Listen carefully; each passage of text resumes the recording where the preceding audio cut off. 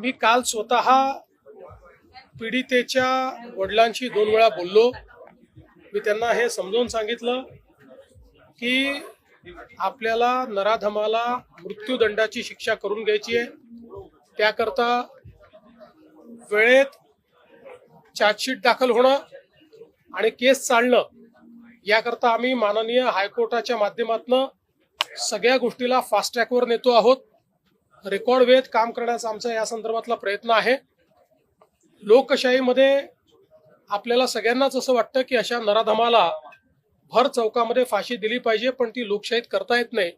लोकशाही कायद्याने चालते, पण कोणाला कायद्याचा दुरुपयोग करता येऊ नये या दृष्टीने कुठलाही लूपहोल न ठेवता या नराधमाला यमसदनी कसं पाठवायचं, त्याला मृत्यूदंडाची शिक्षा कशी होईल, अशा प्रकारचा संपूर्ण प्रयत्न हा राज्य शासनाच्या वतीनं त्या ठिकाणी केला जाईल।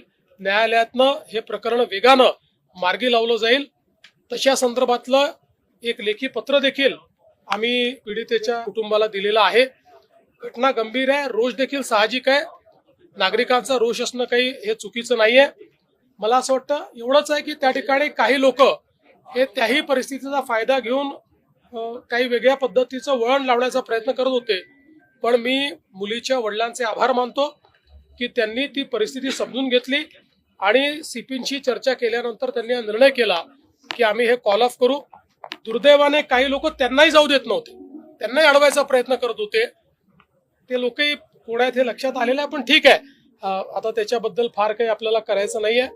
मात्र मुलीच्या वडिलांनी जो काही त्या ठिकाणी ती भूमिका घेतली त्याबद्दल आम्ही त्यांचे आभारी आहोत आणि या कुटुंबाच्या पाठीशी आम्ही ताकदीने या उभे राहू। प्रकरणातील जो आरोपी आहे त्याच्यावर 2019 मध्ये देखील एक गुन्हा दाखल झाला, मात्र पुराव्याअभावी त्याची म्हणूनच आता त्याचे जुने गुन्हे देखील काय आहेत हे शोधून काढले जातील। कोणी लॅप्सेस ठेवले होते का ते देखील बघितलं जाईल।